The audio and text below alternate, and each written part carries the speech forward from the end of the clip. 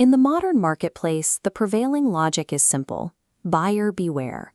We are conditioned to view commerce as a purely secular arena, a zone governed by artificial scarcity, calculated margins, and the pursuit of maximum profit. Islamic law rejects this division entirely.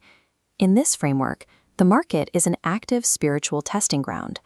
Every exchange of goods, every contract signed, and every coin transferred is subjected to absolute divine scrutiny. The Quran reserves one of its harshest warnings for a group known as the Mutaffifin, the defrauders. The text exposes a very specific psychological hypocrisy. These are people who demand their exact full measure when they are the buyer, but when they stand behind the brass scales with their black iron weights as the seller, they intentionally skim the margins, shortchanging the vulnerable. This mentality infects the entire structure of human labor.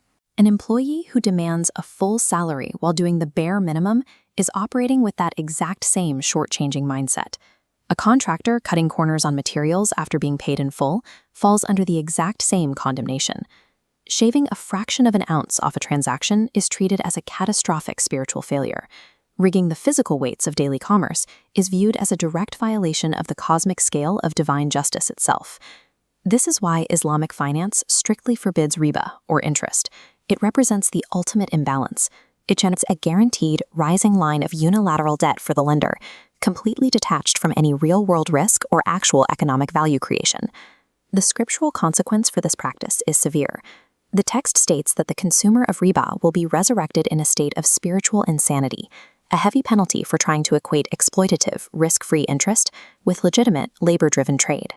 The antidote to that exploitation is absolute transparency, a concept known as sync.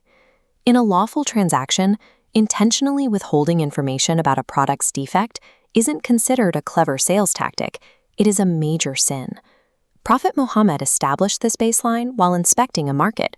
He passed a merchant selling what appeared to be perfectly dry grain, but he plunged his hand deep into the pile and pulled up rotting, rain-soaked wheat hidden beneath the surface. His response was absolute: "He who deceives is not of me." Legitimate profit is only permitted when it is built on mutual vulnerability and trust, what is called amana.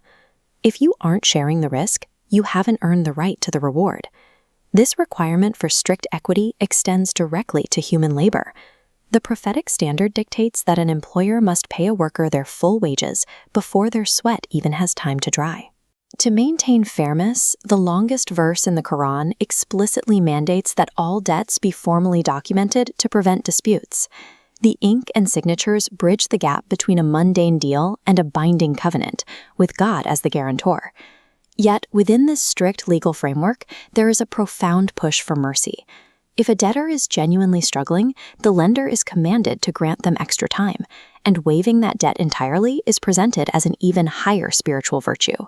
Contrast this with the rigid modern policy of all sales final. The prophetic standard encourages merchants to allow a regretful buyer to cancel their transaction without penalty, promising divine relief for the seller who shows that kind of grace. The physical instruction for using a marketplace scale goes one step further. Merchants are commanded to weigh and give a little more. You ensure exactness, and then you intentionally tip the balance slightly in the customer's favor.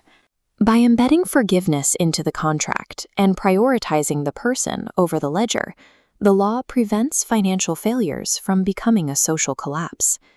These rules turn a marketplace of rivals into a community of mutual support, where communal stability is valued over the precision of the margin. Within this framework, wealth is a heavy responsibility. Every dollar in a bank account serves as an explicit, high-stakes test of character. True wealth is identified as tawakkul, a deep satisfaction and reliance upon God within the heart. Because no matter how heavy in your hand that gold coin might feel today, that physical currency cannot cross the threshold into paradise. If daily trade is the training ground, the 61st chapter of the Quran provides the final examination. In Surah As-Saf, the text describes a transaction that will save you from a painful punishment. This ultimate trade requires a believer to stake everything, exchanging earthly resources and life itself for eternal security. Earthly commerce is merely the practice run for this final, soul-level negotiation. This is why the honest merchant is granted the highest possible spiritual rank, standing directly alongside prophets and martyrs. By refusing to rig the earthly scale, they transform every invoice, every contract, and every daily sale into a permanent investment in their eternal portfolio.